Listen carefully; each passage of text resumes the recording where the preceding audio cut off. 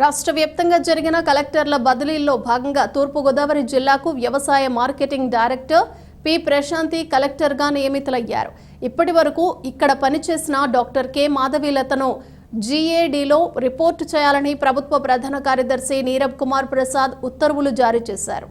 రాష్ట్రంలో తెలుగుదేశం ప్రభుత్వం అధికారంలోకి వచ్చిన తర్వాత సీఎంఓపై దృష్టి సారించిన ముఖ్యమంత్రి నారా చంద్రబాబు నాయుడు ముందుగా వైఎస్ఆర్ కాంగ్రెస్ పార్టీ ప్రభుత్వానికి కొమ్ము కాసిన అధికారులపై చాలా వరకు బదిలీ వేటు వేశారు.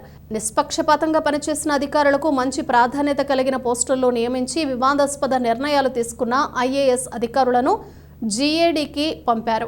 ఇప్పుడు జిల్లాల వారీగా కలెక్టర్ల వంతు వచ్చింది. ఐఏఎస్ల బదిలీలో భాగంగా 18 మంది కలెక్టర్లను బదిలీ చేస్తూ శనివారం రాత్రి సీఎస్ ఉత్తర్వులు జారీ చేశారు.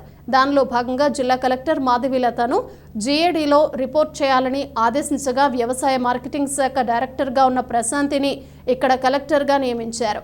జిల్లాల పునర్విభజన తర్వాత 2022 ఏప్రిల్లో తూర్పుగోదావరి పాలనాధికారిగా మాధవీలత బాధ్యతలు చేపట్టారు. ప్రధానంగా ఇసుక అక్రమ తవ్వకాలను అడ్డుకోకుండా అధికార పక్షానికి అనుకూలంగా వ్యవహరించారన్న ఆరోపణలున్నాయి. నూతన కలెక్టర్ ప్రశాంతి త్వరలోనే బాధ్యతలు స్వీకరించనున్నారు.